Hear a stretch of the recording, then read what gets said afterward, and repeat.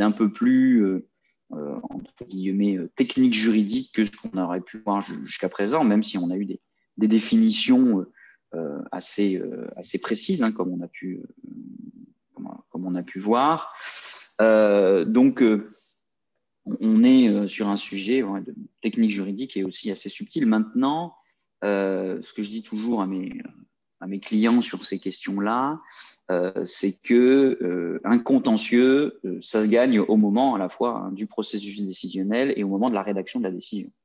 C'est-à-dire que si j'ai un vice dans mon processus décisionnel, je vais pouvoir difficilement le justifier devant le juge administratif.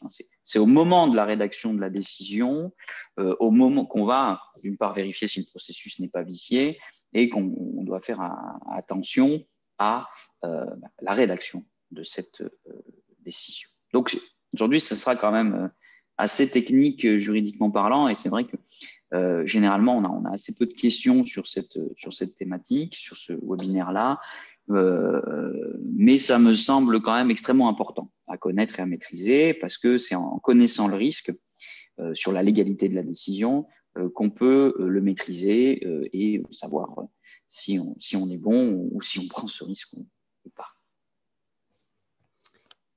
Alors, comment obtenir la reconnaissance de l'imputabilité au service lorsque l'employeur ne veut pas? Eh bien, pour être précis, on ne peut pas vraiment. Mais avant de commencer, je vais revenir sur deux types de contentieux possibles devant le juge administratif pour que ça soit clair pour tout le monde. On a premier type de contentieux qui est le contentieux le plus fréquent en matière d'imputabilité. C'est le contentieux qu'on appelle de l'excès de pouvoir. C'est-à-dire qu'on va demander l'annulation de la décision qui a été prise par l'employeur. Alors, ce qu'il y a de particulier dans le contentieux de l'excès de pouvoir, c'est que l'agent public, en première instance, n'a pas besoin d'avocat. C'est qu'il peut tout à fait saisir tout seul le juge administratif, notamment via un nouvel outil qui existe depuis à peu près 2 ans, qui est le site Télérecours citoyen, qui permet aux gens de pouvoir déposer leur recours d'un point de vue par le web, par Internet, sans avoir besoin de se déplacer, de faire plusieurs copies. Donc, on a grandement simplifié l'accès au recours en recours pour excès de pouvoir, le recours en contentieux d'ailleurs, mais notamment en recours pour excès de pouvoir. Et ça, je pense, en tout cas je le constate, eu un impact sur le nombre de recours qu'il y a eu. Alors, dans le recours pour excès de pouvoir, on ne demande pas à l'administration, à l'employeur, à l'établissement de prendre une décision de reconnaissance. On demande l'annulation de la décision que l'établissement a prise pour des différents motifs qu'on va voir tout au long de cette heure et demie. Mais l'exécution du jugement, si d'aventure là il y a une annulation de la décision, n'entraîne pas nécessairement pour l'employeur l'obligation de prendre la décision inverse. Ça entraîne simplement le fait généralement de prendre une autre décision, mais qui peut être la même en fonction de la raison pour laquelle, du motif pour lequel le juge administratif a annulé la décision. Il ne faut pas confondre ce recours pour excès de pouvoir avec le deuxième type de recours qui est le recours en plein contentieux. Alors là, on va avoir une demande de deux natures. Je peux faire une demande là au juge de prendre la décision inverse. Donc, c'est-à-dire que je vais demander non seulement l'annulation de la décision concernée, mais en plus, je vais demander au juge administratif d'imposer à l'employeur de prendre une autre décision. Et donc, pour prendre, par exemple, une décision de reconnaissance. Et enfin, deuxième type de contentieux, sur le plein contentieux, c'est le contentieux indemnitaire. C'est-à-dire qu'on va demander l'imputabilité au service, on va demander, l'imputabilité au service des dommages qui vont au-delà de de la reconnaissance, de la simple reconnaissance de l'imputabilité de la lésion, et on va demander des dommages et intérêts. Voilà, on va demander des dommages et intérêts, mais ça, nous le verrons lors de la dernière session sur la thématique liée à la réparation. Donc l'agent peut contester la décision, mais de ce fait-là, est-ce que la décision doit avoir une forme particulière? Alors, ça, c'est une question très pertinente pour le coup, Madame Richer, parce que y a la problématique de ce qu'est une décision. Pas plus tard que lundi, mardi, j'étais chez un employeur sur une formation sur le contentieux en droit de la fonction publique de manière générale, et il y a eu, j'ai posé la question, j'ai dit voilà, mais qu'est-ce que c'est qu'une décision? Et une décision n'est pas nécessairement un document formalisé avec marqué décision qui clignote en gros. Hein. Ce qui compte pour qualifier un élément de décision, c'est le contenu de la décision. Ce n'est pas la forme de la décision. Donc, on va regarder une décision, ça peut être une décision qui peut être un courriel, par exemple. Un courriel, ça peut être une décision. Une décision, ça peut être un courrier, tout court. Objet, imputabilité au service. Monsieur, madame, dans le cadre de votre demande de reconnaissance d'imputabilité, je vous informe que je refuse de reconnaître l'imputabilité de votre accident de service, bisous, signature. Ça, c'est une décision. Quand bien même, il n'y a pas marqué décision. Alors, c'est une décision qui est illégale, pour le coup, pour différentes raisons, et notamment pour l'absence de motivation de la décision. Et puis, on le verra, une décision peut être aussi une non-décision. C'est ce qu'on appelle les décisions implicites, avec le choc de simplification qu'a voulu l'ancien président François Hollande sur les relations entre les administrés et l'administration, sur lequel je reviens. Donc, une décision peut prendre plusieurs formes, et une décision formalisée écrite, par contre, il y a un principe qui est le principe de la liberté de la rédaction administrative. C'est-à-dire qu'il n'y a pas de modèle obligatoire de décision. L'administration, de manière générale, et plus particulièrement l'employeur public, a une liberté pour construire la forme de sa décision. Alors, il a une liberté, mais quand même, il y a des éléments obligatoires à retrouver dans une décision, des éléments obligatoires qui sont diverses et que va justement contrôler le juge administratif.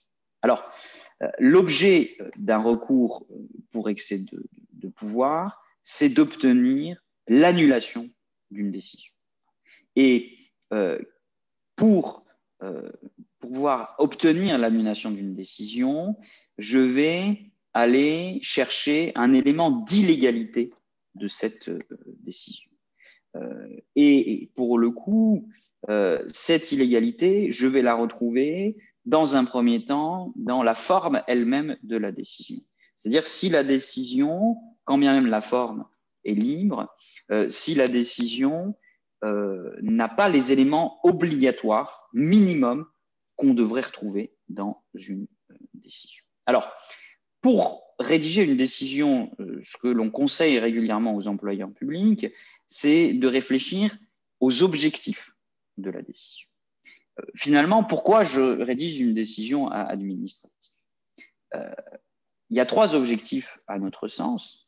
Le premier objectif, c'est la réification de la position de l'administration, c'est-à-dire de formaliser une position de l'administration, c'est-à-dire que l'employeur public va dire non, je ne reconnais pas l'imputabilité au service en matière d'imputabilité. Deuxièmement, il me semble qu'il y a un élément de communication. C'est-à-dire que non seulement je pose une position, mais en plus, je communique au tiers, et notamment à l'agent, sur cette décision. Et troisièmement, dans le cas particulier notamment de l'imputabilité, l'objectif est de justifier auprès de l'agent cette décision. C'est ce qu'on appelle la motivation, je reviendrai rapidement dessus, qui, en matière de refus d'imputabilité, est obligatoire. Alors là, je vais vous montrer un exemple de fond de décision. Attention, vous pouvez rédiger les choses autrement. Ce n'est pas très grave. Simplement, voilà ce qui nous semble au cabinet être une décision qui soit lisible, compréhensible et qui donnera un a priori positif au juge administratif si tant est qu'il y ait un contentieux. Donc, il y a différents éléments qu'on peut retrouver. Premièrement, c'est la nature de la décision. Alors, la nature de la décision dépend de l'autorité qui la prend. Pour le coup, dans l'hospitalière, on est sur un directeur qui prend des décisions. Mais en territorial, par exemple, le maire arrête. Voilà. Le ministre arrête. Donc, la qualification de décision ou d'arrêté n'a pas d'impact sur la portée de la décision. Elle est la conséquence de la compétence juridique de l'entité qui prend la décision. Deuxièmement, un titre. Je trouve que c'est bien en termes de communication d'avoir un titre, qu'on sache d'emblée de quoi on parle, un portant refus de reconnaissance de l'imputabilité au service, des conséquences de l'accident. Ensuite, ce qui est important, c'est d'identifier l'autorité compétente pour prendre la décision. Puis, on va retrouver les visas, c'est-à-dire les éléments sur lesquels la décision s'appuie, donc à la fois les éléments juridiques, donc quels sont les textes législatifs et réglementaires sur lesquels on s'appuie pour prendre la décision, et quels sont les éléments de fait, les éléments de procédure sur lesquels on s'appuie pour prendre cette décision. Et les éléments de procédure, ça me semble important de les mettre pour déjà, dans un premier temps, dès que je regarde la décision, je me dis, ah bah tiens, c'est une décision de refus, il faut nécessairement l'avis de la commission de réforme. Là, je vois l'avis de la commission de réforme. Cinquièmement, et là, il y a une partie extrêmement importante, c'est la motivation. C'est la motivation en droit et en fait, c'est-à-dire non seulement j'ai fait référence au texte législatif et réglementaire, mais en plus, je vais expliquer comment j'articule ces textes avec les faits pour en tirer une conclusion, c'est-à-dire qu'est-ce qui justifie la position de l'administration dans le cadre de cette décision. Et puis enfin, on a le cœur de la décision qui est ce qu'on appelle le dispositif, c'est-à-dire la position de l'agent. L'événement survenu à monsieur, madame n'est pas reconnu comme un accident de service de trajet. Les conséquences de l'accident survenu à madame ne sont pas reconnues imputables au service. La maladie déclarée par l'un n'est pas reconnue comme ayant été contractée en service. Et puis après, on a la date, c'est très important qu'il y ait une date sur la décision, la signature, le tampon et la signature de la personne compétente. Alors là, il faut faire très attention aux délégations de signature, c'est-à-dire que c'est le DG qui prête la main à quelqu'un, mais il faut qu'il ait la compétence pour prendre cette décision, c'est un moyen d'annulation. Et enfin, dans le cadre de la sécurité juridique, il faut que je retrouve la notification des voies et délais de recours. Ça, c'est une forme que je propose, hein, mais ça reste que l'employeur pourrait tout à fait rédiger les choses autrement à partir du moment où je retrouve les éléments minimums que sont les bases législatives et réglementaires, la motivation et la signature de l'autorité, et qu'on ait une clarté sur la position de l'administration. Mais la forme reste. Un petit exemple concret? Oui, alors une décision de refus qui me semble pas totalement illégale pour le coup, en tout cas qui pourrait survivre à un éventuel contentieux. Donc là, on a décision arrêtée numéro. Donc ici, déclaration effectuée le 1er septembre 2019 par Madame Fontaine. Alors j'ai voulu vous apporter du soleil en faisant voyager en l'occurrence à la Réunion. Vu le certificat médical initial en date du 28 août 2019 établi par le docteur Citruc, c'est des noms inventés, hein, vu l'avis de la commission de réforme, défavorable à la reconnaissance de l'imputabilité au service de la lésion de Mme Fontaine, considérant, vous voyez, là on a la motivation, considérant que Mme Fontaine réside à Saint-Denis au 35 rue Félix Juillon et exerce ses fonctions au collège Bourbon, au coin de la rue Juliette Dodu et de l'avenue du Général de Gaulle. Considérant qu'il ressort de la propre déclaration de Mme Fontaine que la chute à l'origine de sa lésion a eu lieu le 28 août 2019, rue Alexis de Villeneuve, lors d'une interruption de son trajet à l'occasion d'un détour pour aller chercher un gâteau pour l'anniversaire de son petit ami au lait sucré. Considérant que ce détour n'était rendu nécessaire ni par les nécessités de service, ni par les actes ordinaires de la vie courante, refus, voie et délai de recours. Donc, vous voyez là, on a l'utilisation des documents qu'on a et des éléments qu'on a recueillis. Pour le coup, c'est un détour. Hein. Vous pourrez aller vérifier. Hein, ces rues et ces numéros existent. Hein. On a l'agent habite là, il travaille là et le lait sucré, c'est là. Donc, en rentrant, elle est fait comme ça. Elle est passée, pour être précis, rue de Paris, entrée rue de Villeneuve et c'est là qu'elle s'est blessée. Pour le coup, c'est un détour qui n'est pas rendu nécessaire. Un CF, par exemple, la jurisprudence qu'on a vue sur Nice et le détour, la sortie du scooter pour aller chercher des timbres.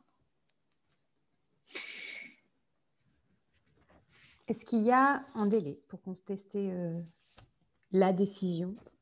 Alors, il y en a plusieurs, en fait.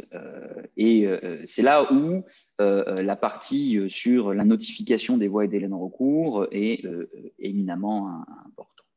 Le principe, hein, c'est que la juridiction, donc le tribunal administratif, ne peut être saisi que dans un délai de 2 mois à partir de la notification de la décision attaquée. Donc, le principe, c'est 2 mois à compter de la notification de la décision. Simplement, eh bien, par ailleurs, on a d'autres possibilités hein, de contester cette décision avant d'aller devant le juge administratif.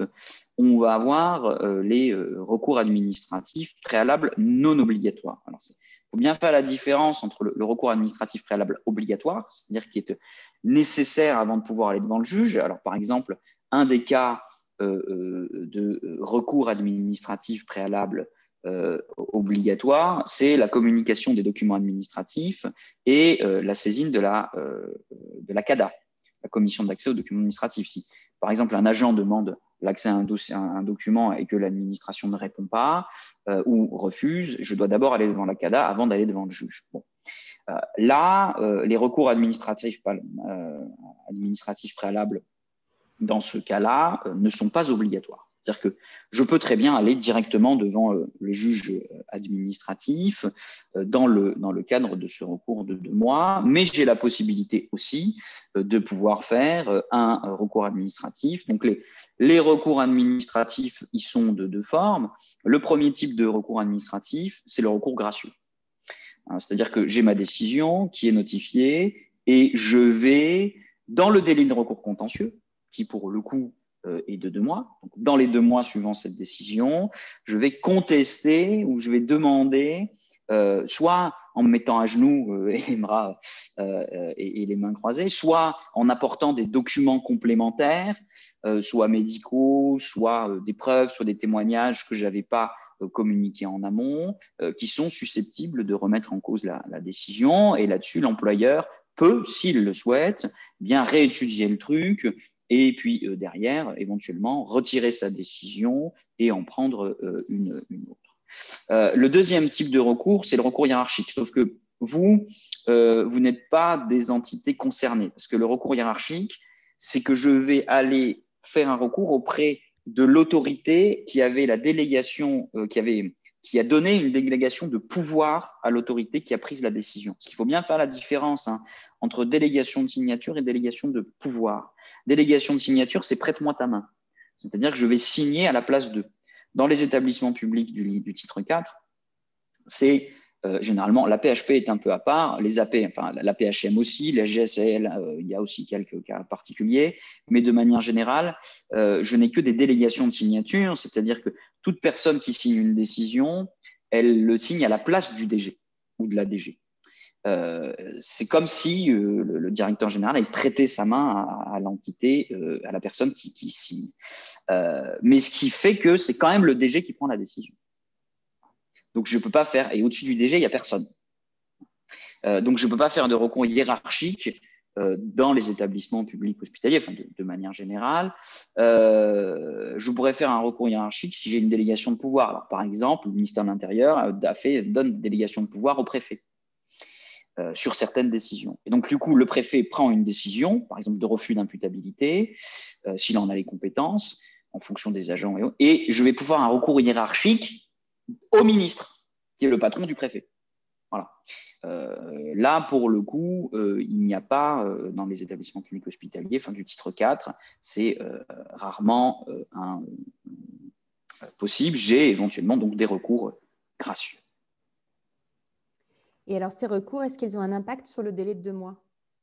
Oui, ces recours ont un impact sur le délai de 2 mois.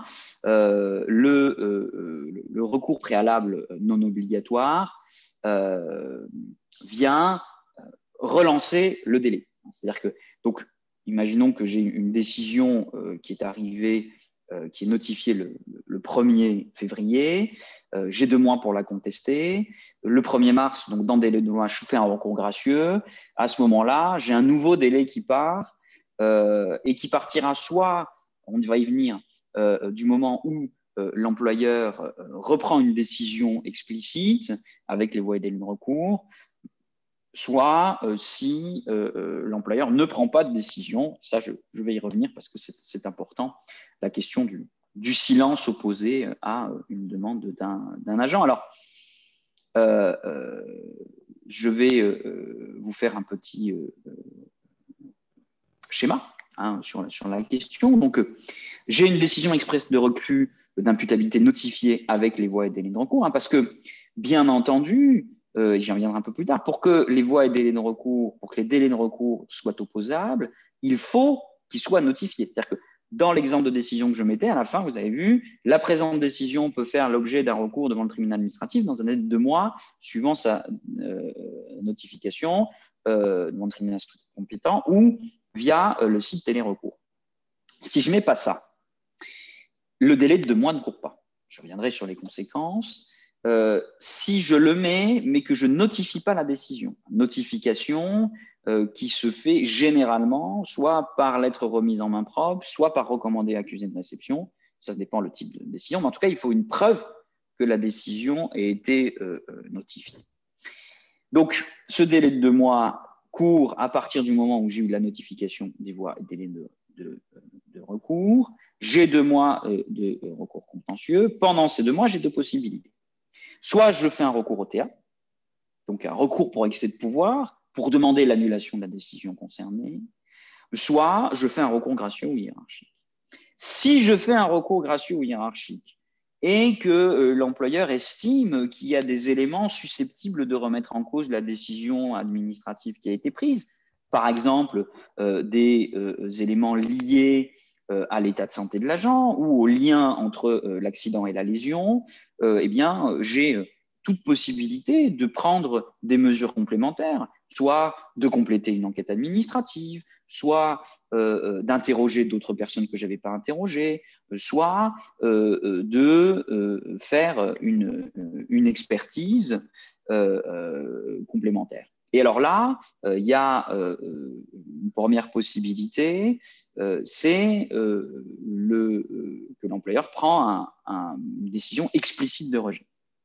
Il prend une décision explicite de rejet. Donc, j'ai mon recours gracieux et l'employeur, il prend une décision formalisée en disant non, non, je n'accède pas à ta demande de recours gracieux, je maintiens ma décision initiale avec à nouveau les voies et délais de recours.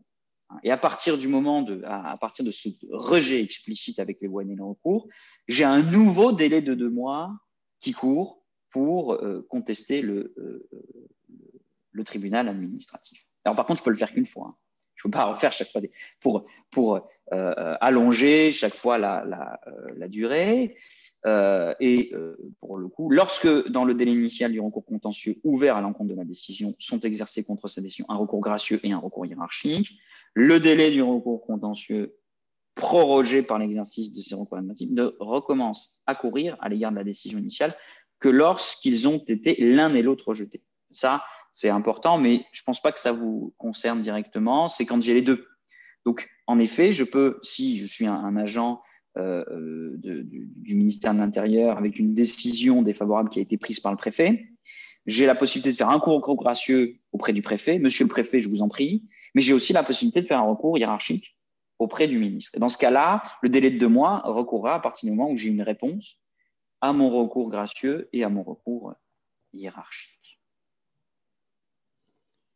Est-ce que c'est clair, Nathalie? C'est clair. J'aime bien les exemples. Vous auriez Alors, exemple? Oui, tout à fait. On va voir un petit exemple rapide. On a un agent, l'employeur notifie à un agent un refus d'imputabilité le 16 juin. Moi, je n'ai pas mis d'année parce qu'on va rester dans l'année. Donc, j'ai cette notification avec les voies et délais de recours, bien sûr, de la décision expresse de refus le 16 juin. L'agent, il a 2 mois à compter de cette notification pour faire le recours. Donc, il a jusqu'au 17 août, puis c'est en jour franc, 17 août, pour faire son recours, sachant que, bien entendu, si le délai expire un samedi, un dimanche, un jour férié ou chômé, il est prorogé jusqu'au premier jour ouvrable suivant. Donc là, bon, comme je n'ai pas mis d'année, on ne peut pas vraiment le savoir. Mais si ça arrive à samedi, enfin un jour qui n'est pas un samedi, dimanche ou jour férié, je vais jusqu'au jour d'après. Des fois, c'est important parce que si l'agent est hors délai, sa contestation en REP est irrecevable. C'est en tout cas la première chose que je vérifie, c'est la date à laquelle le recours a été enregistré sur Télérecours Citoyen auprès du TA en fonction de ce délai. Et notamment, il y a un cas où je me suis dit, chouette, à un jour près, c'est gagné. Et ben non, ce jour près, c'était un dimanche, donc c'est lundi. Donc, c'était recevable. Alors, quand c'est irrecevable, le juge ne se pose même pas la question du fond. Si je suis hors délai, irrecevabilité du recours pour excès de pouvoir. Ça peut être une stratégie, notamment dans le cas des décisions implicites, mais j'y reviendrai. Alors, mon agent fait un recours administratif le 15 juillet, gracieux ou hiérarchique, peu importe. Et donc, dans ce cas-là, l'administration répond le 24 juillet, donc très rapidement, dans les 9 jours, l'administration ultra efficace, parce que c'est rarement comme ça, mais il répond le 24 juillet, et bien à ce moment-là, le délai, avec les voies et délais de recours, bien sûr, à ce moment-là, le délai repart de cette notification de ce recours gracieux. Et du coup, l'agent a à ce moment-là jusqu'au 25 septembre pour demander, pour introduire son recours devant le tribunal administratif compétent. Est-ce que c'est un peu plus clair, Madame Richer? Oui, c'est plus clair. Et est-ce que l'agent est informé de ses droits? Tout à fait, c'est ce que j'ai commencé à dire. Et c'est important cette partie-là, alors qu'on peut mettre dans un article ou pas. Encore une fois, liberté dans la rédaction. Je pourrais mettre article 4, la présente décision peut faire l'objet d'un recours. Ça n'a pas d'importance que ce soit à un endroit ou à un autre, puisque j'ai une liberté dans la rédaction de mes décisions administratives. Et donc, pour que ce délai soit opposable à l'agent, il y a 2 conditions. Il faut qu'il soit expressément prévu, écrit dans la décision, et il faut que la décision soit notifiée. Donc, il faut que j'ai la preuve de cette notification et qu'il y ait une clarté. Alors, je vous invite à faire très attention parce que je vois que ce n'est pas encore fait, même si ça ne semble pas être retenu nécessairement par le juge, mais sur la partie télérecours citoyen. Ça fait 2 ans à peu près que ça a été introduit dans les faits de la réglementation. Et dans le Code des relations entre public et administration, on fait référence à ce site. Je ne sais pas si vous connaissez, mais vous, en tant qu'employeur, vous le connaissez sûrement, Télérecours. Et si vous allez sur Télérecours, vous avez sûrement remarqué qu'il y a 2 trucs. Il y a administration ou avocat et télérecours citoyen. Et donc, en tant que citoyen, vous pouvez aller sur télérecours et enregistrer directement votre recours. Et ça, pour le coup, ça peut être sain de le mettre sur les voies et délais de recours. Et cette présence permet, lorsque c'est notifié, permet d'opposer le délai. Et je regrette très souvent qu'il y a encore des employeurs qui, la présence des voies et des recours, ça, généralement, je le vois. Mais par contre, très souvent, il y a une carence dans la notification. Pour des raisons parfois tout à fait compréhensibles mais bassement pratiques, du type « j'ai pas l'argent pour payer des rares ». Voilà. Alors, si j'ai pas l'argent pour payer des rares et que l'agent est là, une des solutions, c'est la lettre remise en main propre contre décharge, enfin, le courrier remis en main propre contre décharge. Ça fait office de notification. On a même dans la jurisprudence le Conseil d'État qui a considéré une notification, la notification orale à l'agent. Sauf que pour le coup, il faut avoir la preuve. Hein, et le problème, c'est que verba volante et scriba manent. Alors justement, s'il n'y a pas ces informations dans la décision ou si la décision n'est pas notifiée? Alors, jusqu'à récemment, c'était la porte ouverte à un contentieux, même 25 ans plus tard. Hein, donc, du coup, les délais n'étaient pas opposables. C'est le principe qui est prévu d'ailleurs par le Code de justice administrative. Si les délais ne sont opposables qu'à la condition d'avoir été mentionnés, ainsi que les voies et délais de recours dans la notification de la décision. Donc, on avait cette inopposabilité. Et du coup, on peut faire un recours sans délai? Alors, pas totalement, hein, parce qu'on est quand même face à une question qui est une question de la sécurité juridique. Hein, parce que c'est un acte de droit, la décision. Donc, imaginons qu'un agent a eu un accident en 1985, que l'employeur a refusé par une décision explicite l'imputabilité, sans la notifier ou sans mettre les voies et délais de recours. En théorie, si je m'arrête à l'article 421-5 du Code de justice administrative, aujourd'hui, 30 ans plus tard, quasiment, mon agent, enfin même plus de 30 ans plus tard, le temps passe vite, toujours du mal à comprendre que des gens soient nés dans les années 90, bon. Mais 30 ans plus de 40 ans plus tard, on pourrait imaginer faire un recours. Heureusement, on est face à un juge qui a été raisonnable et qui s'est dit, bon, arrêtez de déconner, hein, grosso modo, et le Conseil d'État a, dans une jurisprudence du 13 juillet 2016, qui est évidemment importante, qui ne concerne pas les fonctionnaires, hein, mais qui s'applique tout à fait aux fonctionnaires, considéré que lorsqu'il n'y a pas de notification et des voies de délai de recours, l'agent a malgré tout, enfin l'usager et plus particulièrement l'agent a malgré tout un délai raisonnable pour contester cette décision. Ce délai ne saurait excéder 1 an à compter de la date à laquelle une décision expresse lui a été notifiée ou la date à laquelle il est établi qu'il en a eu connaissance. On peut avoir un contentieux sur la date à laquelle l'agent en a eu connaissance. En matière d'imputabilité, c'est tout simplement le fait qu'il reste admis et qu'il ne passe pas à plein traitement, qu'il est maintenu ou des décisions de maintien en CMO, en congé ordinaire de maladie, en CLM ou en CLD. Mais donc, grosso modo, j'ai un délai raisonnable d'1 an. C'est pour éviter, comme je disais, que 30 à 40 ans plus tard, je fasse une contestation sur une décision qui était antérieure. Alors attention, là, je reste dans le recours pour excès de pouvoir. Hein. Je ne suis pas dans le plein contentieux. Donc, une sécurité juridique quand même, mais avec un délai d'1 an et pas de 2 mois. Très bien. Alors, comment on peut faire pour éviter d'avoir cette insécurité pendant 1 an? Tout simplement en s'assurant que les décisions défavorables soient notifiées avec les voies et délais de recours. Hein. Je veux dire, une décision de refus d'imputabilité, c'est de l'exception dans la demande de reconnaissance. Donc, à ce titre-là, on peut faire un petit investissement pour éviter un éventuel recours. Ce que je dis là est vrai pour chaque fois que je prends une décision grave et qui a avec un grand risque de recours.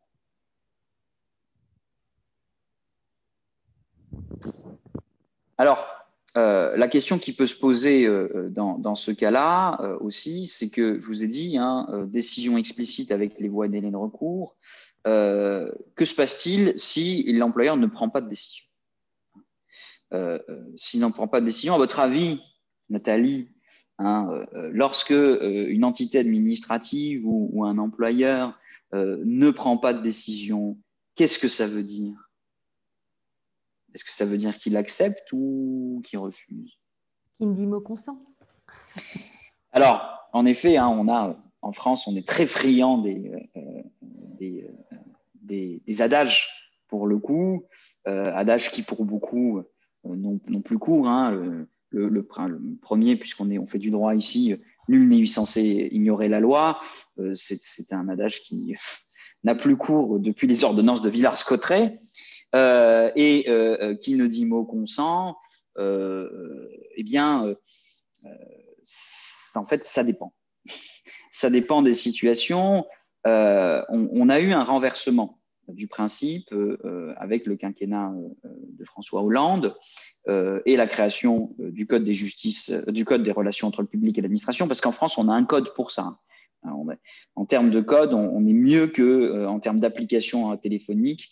On a quand même un sacré nombre de codes et on a ce code-là, le code des relations entre le public et l'administration, avec des dispositifs assez complexes. Le principe dans ce code-là, c'est que le silence gardé pendant 2 mois vaut décision implicite d'acceptation, sauf dans 2500 exceptions et dérogations, que je vais bien entendu vous lister. Donc là, non, je plaisante, on ne va pas faire les 2005, c'est quand même un petit peu beaucoup, mais j'ai fait une formation sur cette question-là, la gestion du silence dans l'administration, où je me suis amusé à étudier ces différents cas. Maintenant, il n'y en a qu'une qui nous intéresse. Finalement, c'est une question qui est les relations entre les agents publics et l'administration. Donc, du coup, là, de manière générale, lorsqu'un agent public demande quelque chose à son employeur, le silence gagné pendant 2 mois vaut décision implicite de refus, contrairement au principe et contrairement à l'adage que vous avez cité, Nathalie. Donc, après 2 mois de silence, une décision implicite de rejet, quels sont les délais pour la contester et comment l'agent est-il informé? Alors, du coup, en matière d'imputabilité, il n'y a pas de règle particulière. 2 mois de silence, déjà, revenons sur la notion de silence. Le silence, c'est le silence. C'est-à-dire que je ne dis rien. À partir du moment où je convoque l'agent chez un médecin agréé, je saisis la commission de réforme. N'oubliez pas que dans la procédure, en matière d'imputabilité, sur les accidents de service de trajet ou sur les maladies contractées en service, j'ai un délai d'1 mois normalement pour prendre ma décision, et sur les maladies contractées en service, j'ai 2 mois. Et si jamais je vais au-delà de ce délai, je dois en informer l'agent. Donc le silence est rompu. Quand on parle de silence, c'est un vrai silence. Alors, par contre, dans la question du délai, c'est que le silence qui est producteur d'une décision implicite de refus, peut être contesté. Donc, cette décision implicite de refus peut être contestée dans un délai de 2 mois suivant cette décision implicite. Alors, là encore, il faut bien faire une distinction entre, d'un côté, les relations entre les usagers et l'administration et les relations entre les agents publics et leurs employeurs. En tant qu'usager, si je demande quelque chose à l'administration, normalement, ça c'est un autre élément du code de justice, du code des relations entre le public et l'administration, normalement, l'administration qui reçoit ma demande doit me faire un accusé-réception m'indiquant que le silence au bout de tant de temps, vos décisions implicites d'acceptation ou de rejet, dans le cadre des 2500 exceptions et dérogations, et doit, lorsque le silence vaut refus, m'indiquer les délais que j'ai pour contester cette décision implicite de refus. je ne sais pas si je suis très clair, mais je fais, par exemple, une demande de permis de construire dans un monument, à côté d'un monument qui est classé monument historique. Dans ce cadre-là, le silence gardé par l'administration, je crois que pendant 6 mois, vaut décision implicite de refus. Je ne suis pas certain des délais, mais bon, vaut décision implicite de refus. Et donc, du coup, la personne qui a fait la demande de permis dans le cadre à côté d'un monument historique, il a 2 mois pour contester cette décision implicite de refus. Ben, pour que ce délai soit opposable, il faut que lorsque l'usager a demandé ça à la mairie ait accusé réception en lui indiquant que, non seulement j'accuse réception, mais en lui disant, écoutez, le silence gardé pendant 6 mois vaudra décision implicite de rejet, et cette décision implicite sera contestable dans un délai de 2 mois devant le juge. Donc, il faut qu'il y ait un accusé réception indiquant le moment où j'ai une décision implicite de refus et le délai que j'ai pour contester cette décision implicite de refus pour que ça soit opposable. Ce n'est pas le cas pour les fonctionnaires et les agents publics. C'est encore une exception, une dérogation. L'agent, il a 2 mois à compter de la décision implicite de rejet pour pouvoir la contester devant le juge administratif. Alors, il y en a beaucoup qui disent, ouais, mais c'est pas juste, il sait pas. C'est vrai. C'est vrai que par rapport aux usagers, mais bon, c'est comme ça hein, dans la loi. Du coup, hein, je ne fais pas d'accusé réception. Bah, vous imaginez si vous deviez faire des accusés réception à toutes les demandes des agents, ça serait quand même compliqué. Et le silence gardé pendant 2 mois, vos décisions implicites de rejet. Alors, bien sûr, il y a des exceptions à cette dérogation, hein, mais en termes d'imputabilité, il n'y a pas de changement. Et ensuite, l'agent a 2 mois pour contester cette décision. S'il ne le fait pas, il se retrouve hors délai. Donc, pour le dire autrement, si je prends une décision formalisée qui n'est pas notifiée avec les voies et délais de recours, l'agent il a 1 an pour contester cette décision à partir du moment où il y a une date où on sait à quelle date il a été informé de cette décision.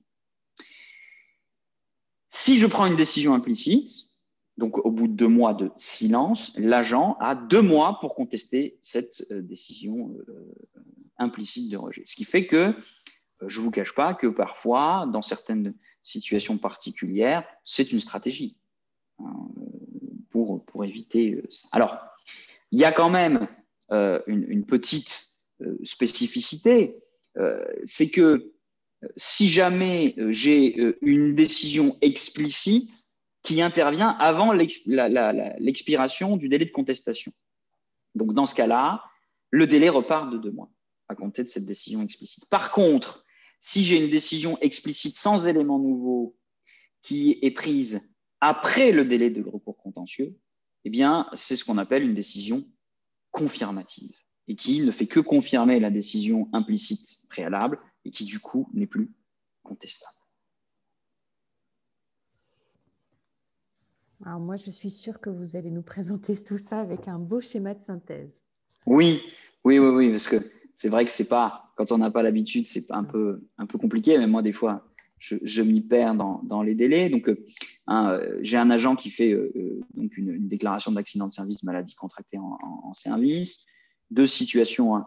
La décision, donc on fait une décision express de refus d'imputabilité. La décision est notifiée avec les voies et délais de recours.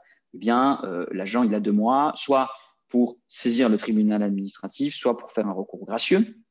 Il fait un recours gracieux. Sur ce recours gracieux, si l'employeur ne répond pas, au bout de 2 mois de silence, c'est un rejet implicite du recours gracieux et l'agent a un délai de 2 mois pour contester à la fois ce rejet du recours gracieux et la décision initiale. Ça va jusque-là, Nathalie ? Oui. Si l'employeur fait un rejet explicite avec les voies et délais de recours, il a 2 mois à compter de ce rejet explicite pour contester cette décision. Si la décision n'est pas notifiée avec les voies et délais de recours, l'agent a un délai raisonnable qui généralement est d'1 an pour contester la décision. Et enfin, si j'ai un silence pendant 2 mois, ça veut dire rejet implicite et l'agent a 2 mois à compter de ce rejet implicite pour faire un recours devant le tribunal administratif. Je fais une demande de reconnaissance d'imputabilité au service le 1er février. Je n'ai pas de réponse. Et j'ai un silence total de mon employeur jusqu'au 1er avril. Enfin, jusqu'au 2 avril, pour le coup.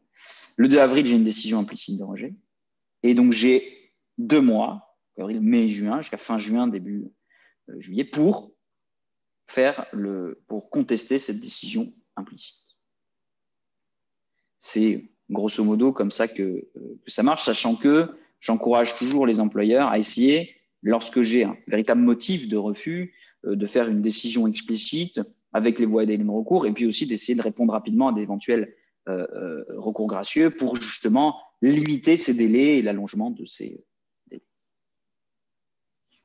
Ok, très bien. Alors, du coup, si le recours est recevable, quelles sont les raisons que l'agent peut mettre en avant pour demander l'annulation de la décision?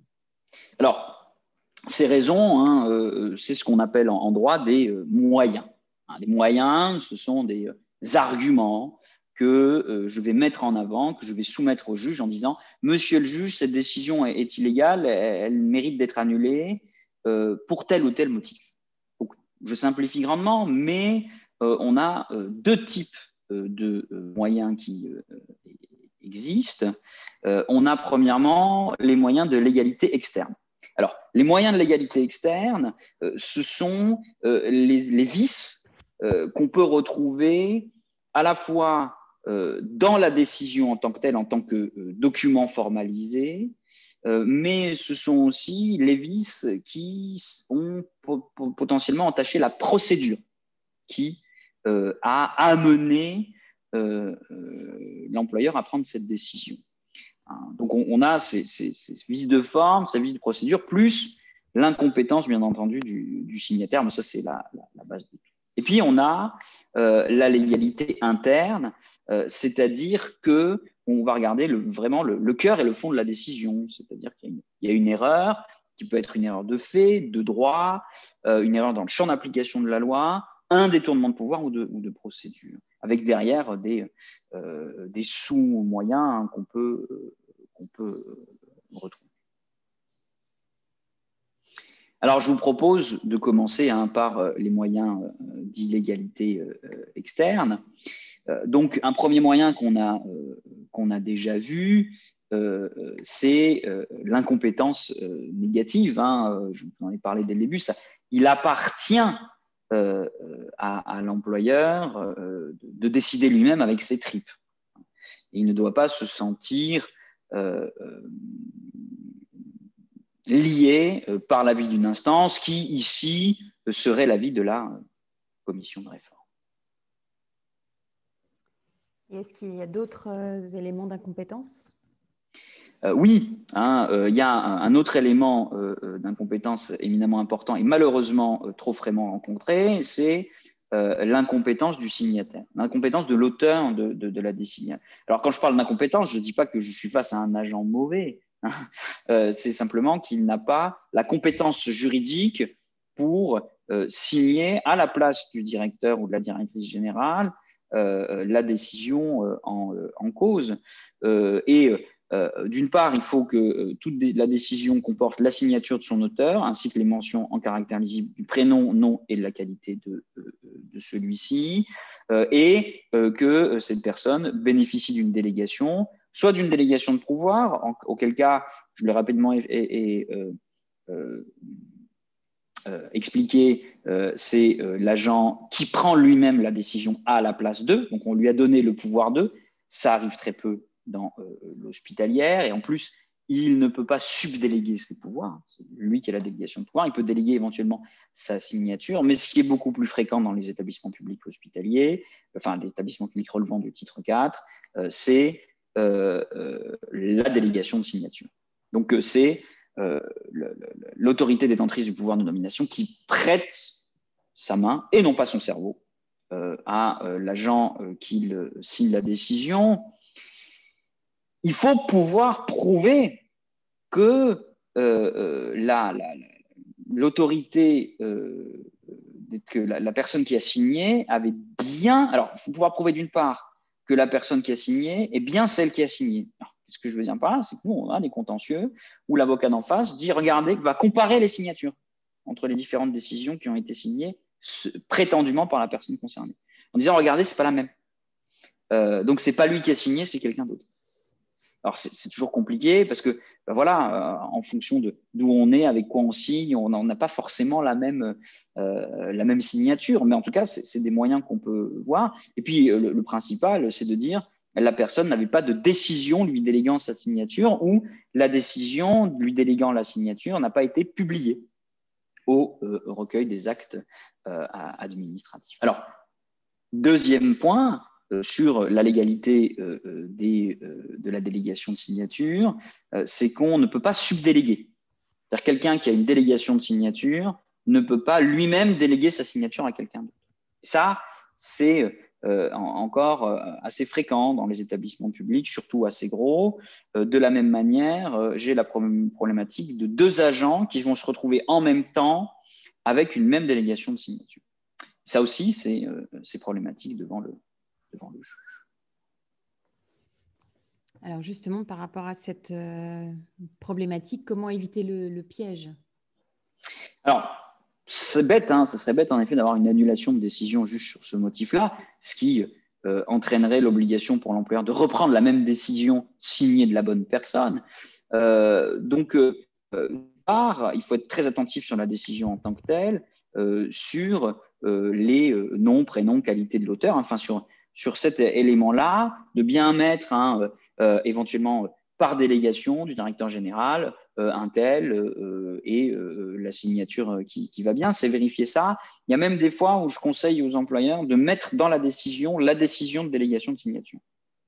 Et il y a même un établissement dans lequel il y a recours sur recours et tout, c'est le même avocat de tous les agents et à chaque fois, il me met tout un paragraphe sur la délégation de signature. Donc, pour cet établissement-là, j'ai mis, je leur ai fait mettre, enfin, proposé de mettre, ils l'ont fait, la délégation de signature avec même le lien Internet dans les visas. Donc, vu la décision d'addu portant délégation de signature, consultable sur le site TAC avec le lien vers le recueil des actes administratifs pour qu'on s'exonère de cette question-là parce que c'est de l'énergie perdue pour rien. Donc, voilà, là, on est sécurisé sur cet élément. Et vous avez aussi parlé tout à l'heure de motivation de la décision. Oui. Alors, la motivation de la décision, il faut faire attention parce que c'est un moyen d'illégalité externe et interne. C'est un moyen d'illégalité externe sur l'existence de la motivation. C'est-à-dire qu'on doit, dans la décision, avoir une motivation en droit et en fait. Alors, quelles sont les décisions qui doivent être motivées? Toute décision que le texte prévoit expressément qu'elle soit motivée ou toute décision qui refuse un avantage pour les agents qui remplissent les conditions pour l'obtenir. Le juge administratif a considéré que les décisions de refus d'imputabilité doivent être motivées.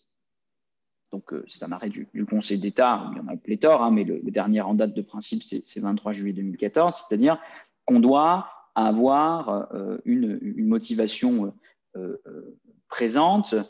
Cette motivation, elle se fait en droit, c'est-à-dire toute la partie visa, c'est toutes les bases réglementaires qui sont à l'origine de la prise de décision. Et puis, en fait, c'est la partie considérant que donc c'est les éléments de fait qui justifient la position de l'administration. Donc, il faut qu'il y ait une motivation en droit et en fait, qui est les textes et qui est les faits. Alors, ça, c'est un moyen de légalité externe qui peut se traduire par une insuffisance de motivation. Cette insuffisance de motivation, ça reste de l'égalité externe. Il ne faut pas faire la différence, il faut faire la différence entre ça et l'erreur de droit, finalement. C'est que soit il manque du droit et du fait, donc insuffisance de motivation, soit on considère que la motivation n'est pas assez explicite, finalement. Alors, par exemple, on a deux situations. La circonstance que la décision contestée n'aurait pas été accompagnée en annexe du procès-verbal de la commission de réforme, alors même que ce document y est visé, n'est pas de nature à entacher cette décision d'un vice de forme ni d'une insuffisance de motivation. Par contre, motiver la décision en faisant uniquement référence à l'avis de la commission de réforme, c'est une décision insuffisamment motivée, d'autant plus si l'avis n'est pas joint. Voilà. Donc, c'est ce que je vous disais dès le départ, hein, il faut éventuellement reprendre l'avis à son propre compte pour eh bien, motiver la décision de refus de reconnaissance de l'imputabilité au service. Donc, pour revenir à l'histoire de Madame Fontaine, sur un accident de trajet en allant chercher le gâteau au lait sucré, eh bien, la motivation en droit, elle est là. Donc, c'est les bases de droit qui justifient la position, et la motivation en fait, elle est là. Et là, c'est-à-dire que j'explique de manière explicite la raison pour laquelle je refuse de reconnaître l'imputabilité au service des conséquences de l'accident de trajet de Madame Fontaine, parce qu'elle a fait un détour qui n'était pas justifié ni par les actes ordinaires et courants, ni par les nécessités de service, mais c'était pour un élément de jouissance personnelle concerné. Alors, pour rester à La Réunion, je vous ai dit, je lui apporter un peu de soleil. Un autre exemple, donc sur Madame Rivière, pareil, motivation, elle est là, en droit et en fait. Donc, considérant que Madame Rivière ne remplit pas les conditions du tableau des maladies professionnelles numéro 98, notamment n'exerce aucune des activités mentionnées dans la liste limitative des travaux susceptibles de provoquer des hernies discales. Donc là, sur la maladie contractée en service, elle ne remplit pas les conditions du tableau. Je vous rappelle que lorsqu'on ne remplit pas les conditions du tableau, il faut qu'il y ait un lien direct avec le service. Considérant que les activités de Mme Rivière consistent au classement à l'archivage sur support électronique des documents papier produits par l'établissement. Considérant que le poste de Mme Rivière est aménagé en concertation avec le médecin de prévention, de manière à éviter notamment la sollicitation des vertèbres du bas du dos avec des étagères à hauteur du torse et des dossiers d'un poids limité à 3 kg. Vous voyez là la motivation, qui est une motivation à la fois médicale, mais aussi pratique. Mais alors, sur les décisions qui sont des décisions implicites qui vaut rejet, il n'y a par définition pas de motivation. La décision, elle est alors illégale? Alors, eh ben non. Hein, c'est la grande subtilité de la fonction publique et du droit administratif.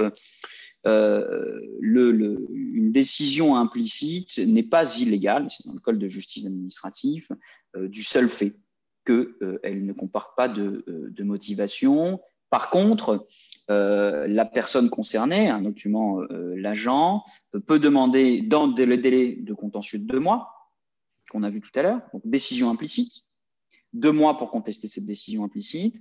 Elle peut demander à l'administration employeur, à l'entité employeur, la motivation de cette décision implicite. Donc l'agent peut faire ça et du coup le délai de contestation est bien entendu prorogé. C'est un petit peu comme un recours gracieux. Un recours gracieux, c'est une décision implicite, on va dire. Qu'est-ce qui motive votre décision implicite?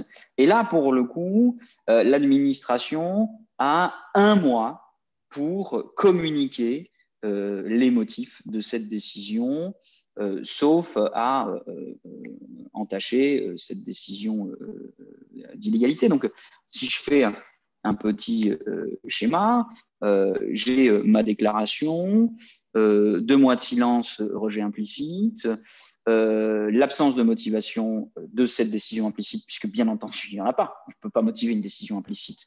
Eh bien, n'est pas un outil d'annulation, enfin, un moyen d'annulation. Par contre, l'agent peut demander, dans le délai de recours contentieux, les motifs. Dans ce cas, l'administration a 1 mois pour se prononcer. Et si jamais il ne le fait pas, eh bien, la décision, et pour ce motif d'absence de motivation, elle devient illégale et je peux, à ce moment-là, l'annuler. Maintenant, le mieux, c'est d'éviter d'avoir des décisions implicites.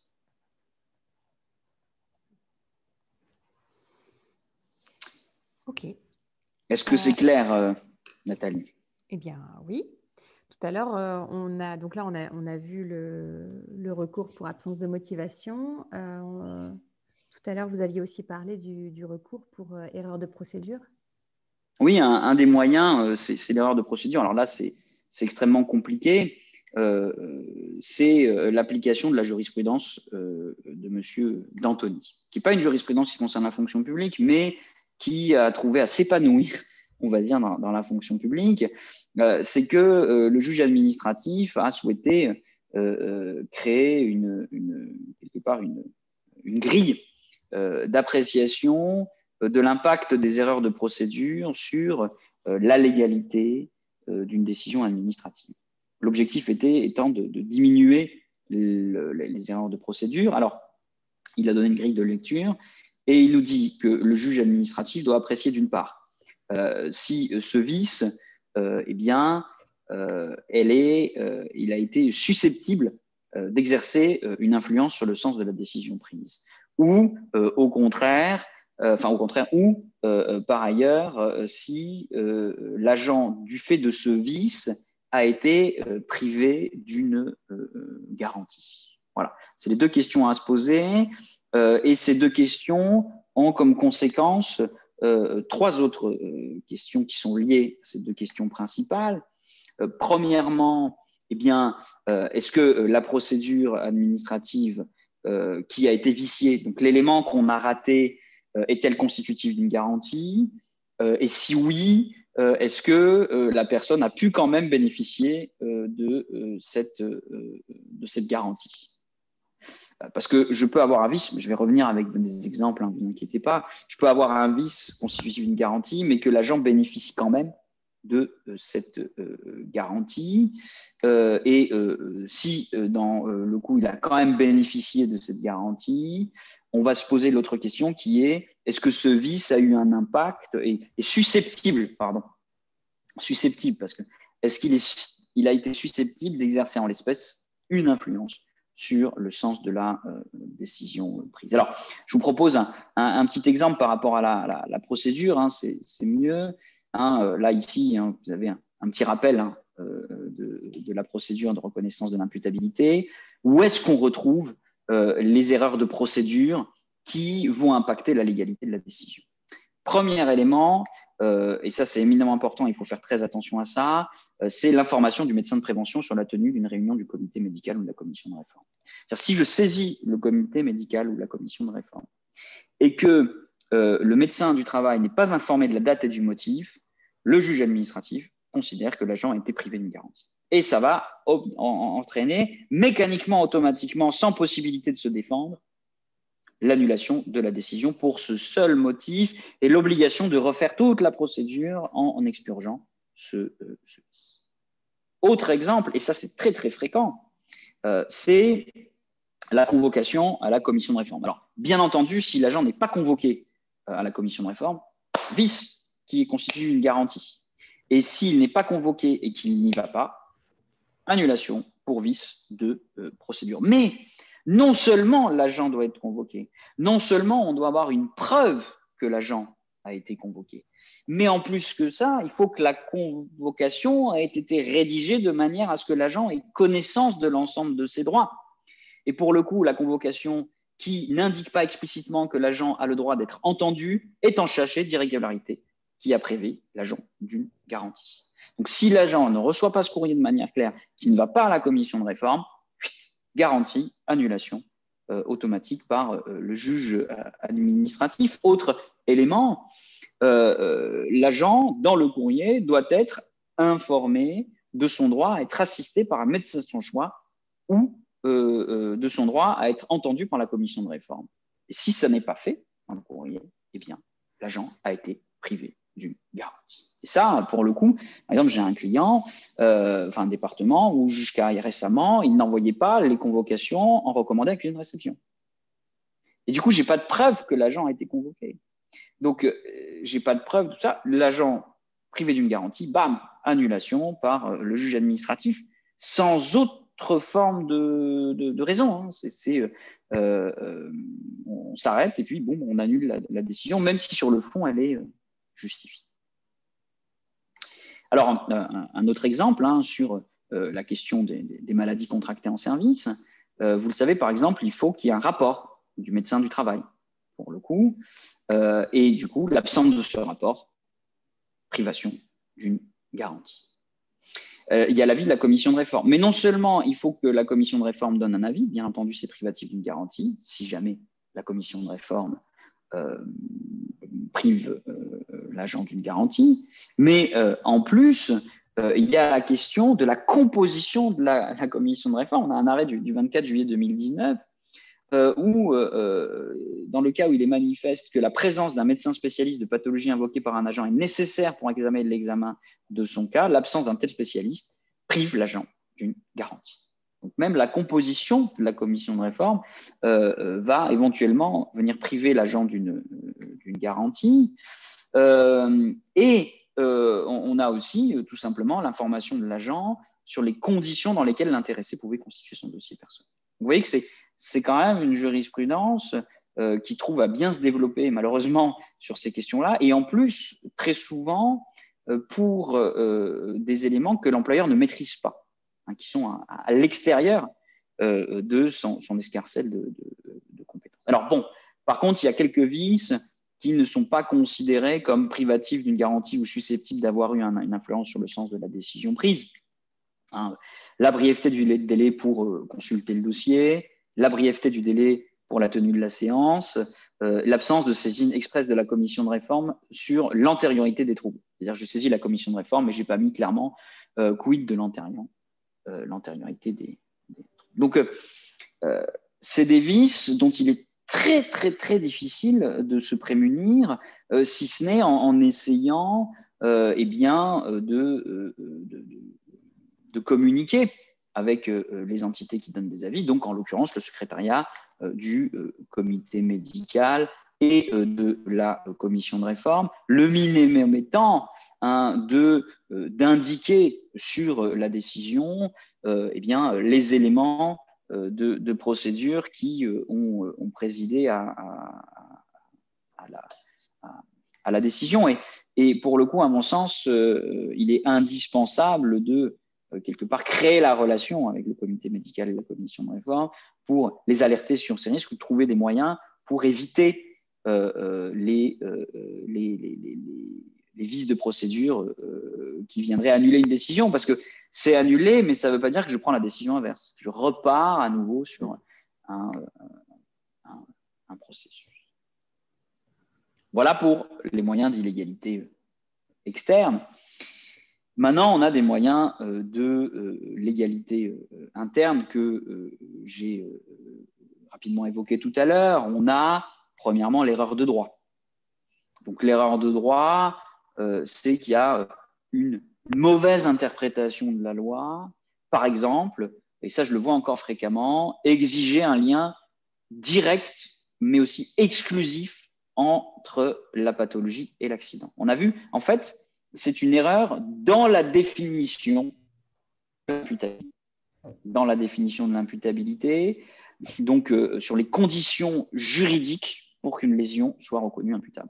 C'est quelque chose que, vu que vous avez suivi les premiers webinaires, vous ne devez plus faire, puisque vous connaissez la définition et vous savez qu'il n'y a pas de lien exclusif, qu'il y a un lien direct et non nécessairement exclusif, sauf pour les maladies hors tableau, où il faut un lien essentiel avec le service, mais en tout état de cause, pas exclusif. Et ça, je le vois souvent encore, y compris dans les avis de la commission de réforme.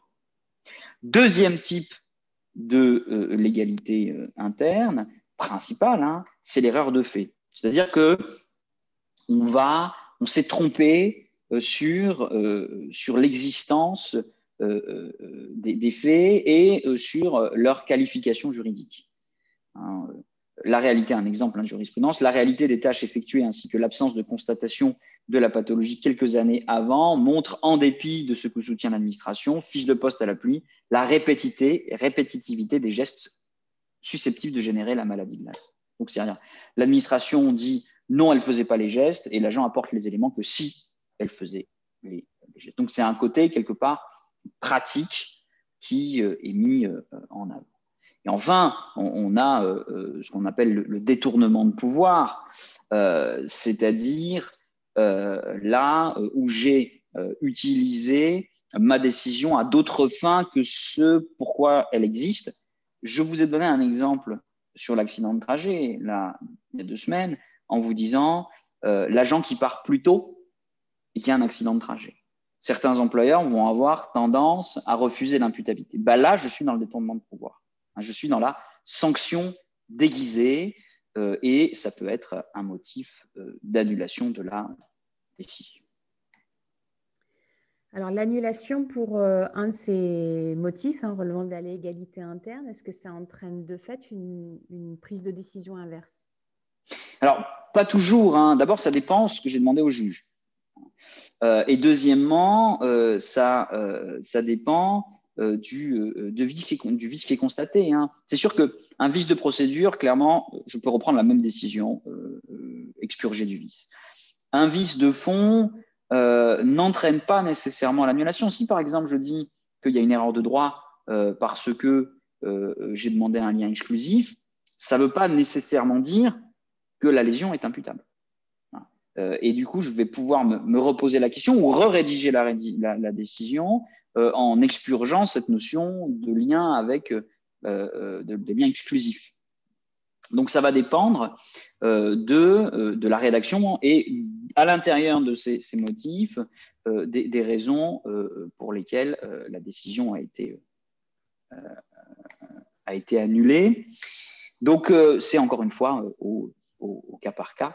Et c'est là qu'on va voir s'il y a utilité dans le cadre de l'exécution du jugement de prendre la décision qui va. Alors, je vous l'ai dit, Nathalie, aujourd'hui, je suis un peu pressé, il faut que je finisse à 11h pile. Et je crois qu'on a eu quelques questions, Gaëtan.